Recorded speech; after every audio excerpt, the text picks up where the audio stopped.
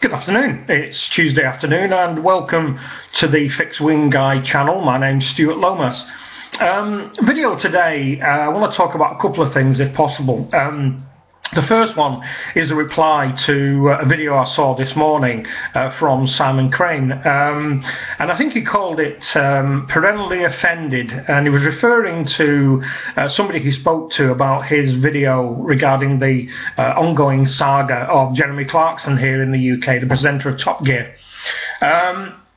And he basically said that the person he was speaking to said that there are people out there who are offended constantly, perennially offended, and are just indeed waiting for something that they can be annoyed about to vent their spleen and voice their outrage about how bad things are and how appalled they are about the situation. Well, to a certain extent I agree, Simon. Yes, there are, and you may well remember that here in the UK, up until about, I don't know, 10 years ago, 15 years ago, there was the arbiter of the public good. Oh yes, Mary Whitehouse, God bless her, the middle-aged titan of the public good and everything that's wonderful in Britain. She placed herself in a situation where she viewed herself as the arbiter of everything that was decent for people in the UK to watch, and she just looked for things to be outraged about and was a staunch supporter, unsupported by the Daily Mail, a right-wing arbiter of justice and humanism in the UK as far as they see it, and they run countless campaigns to ensure that certain things are pushed through Parliament. Indeed, it was the Daily Mail back in the 1960s that was outraged that a Shelby vehicle did way over 150 miles an hour on the M1, and they thought that that was far too fast. So they published an article and pushed Parliament to instill the 70 mile an hour speed limit, which is massively outdated on our motorways now. But yes, that was the Daily Mail's fault, and for any newspaper to have that kind of power is appalling. Mr. Murdoch, I hope you're listening, because you need to reassess what you're doing with your life, or people in power around the world need to speak to Mr. Murdoch. Now, the thing is, perennially offended is fine, because I do agree there are some people out there who are that way. But I do have to say that anybody who thinks what Clarkson did and have signed this petition, which I believe is over 1 million people now, to put Clarkson back on Top Gear, by extension agree that his actions are perfectly acceptable. So that's to say that if somebody you've known for 10 years spilt your pint, or as in the case of this producer, didn't get his dinner on time, you should hit them. And apparently that's okay.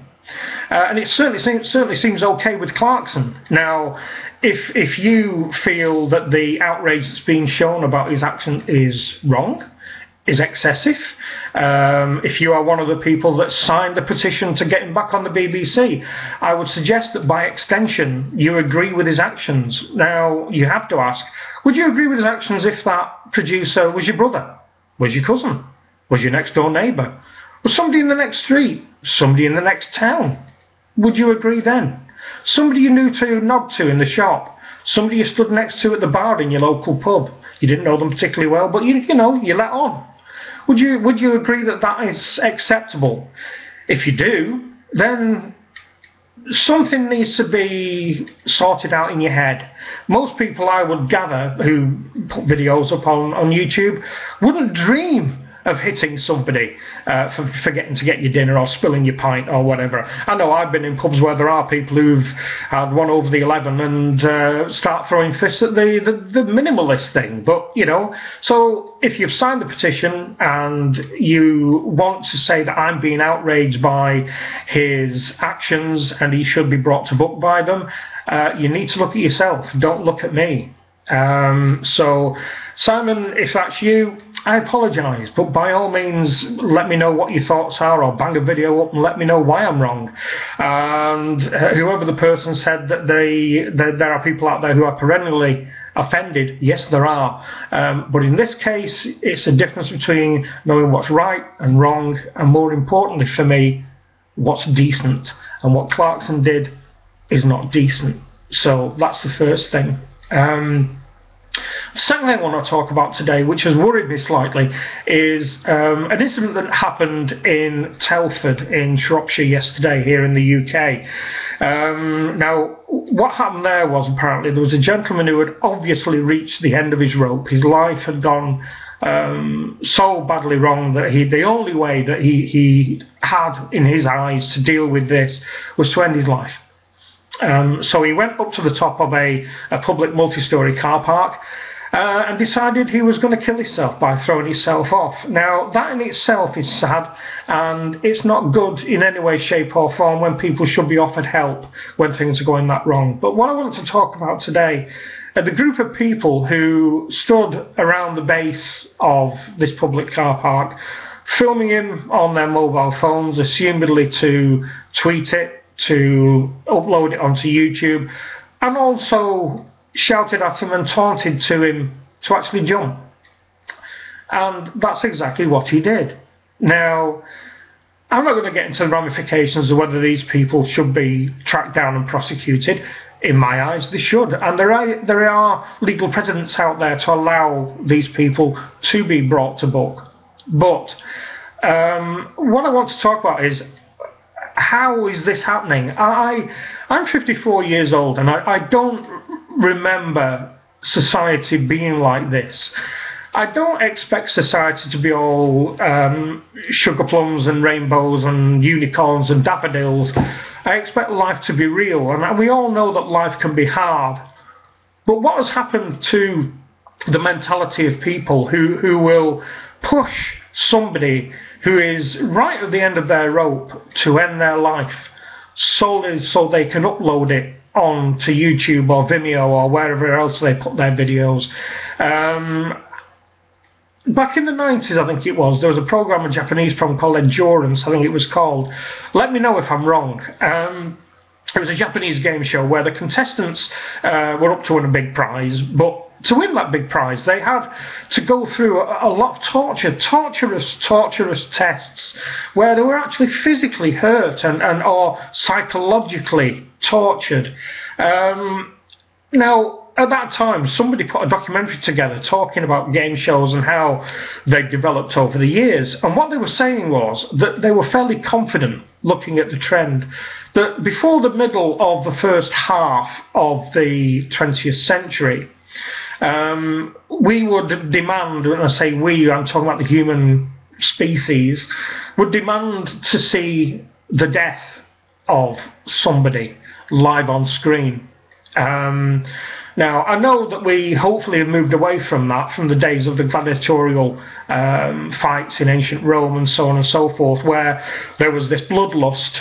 But I do think that the bloodlust is still there. It's deep down, and over the years, when we've become, for want of a better phrase, civilized, we've not needed to see that. And it appears to me that if that documentary was correct, and if the news item about the gentleman who's committed suicide is indicative of the mentality of society at the moment, hesitant to say not all society, of course, I'm worried.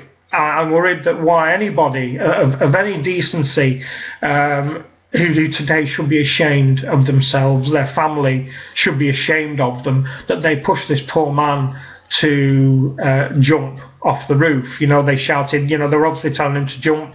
Others were saying, go on, see how high you'll bounce, all that kind of thing. And I know there are people out there who will find that funny and amusing, and that's fine. All those kind of people need to be some form of secure accommodation, in my view.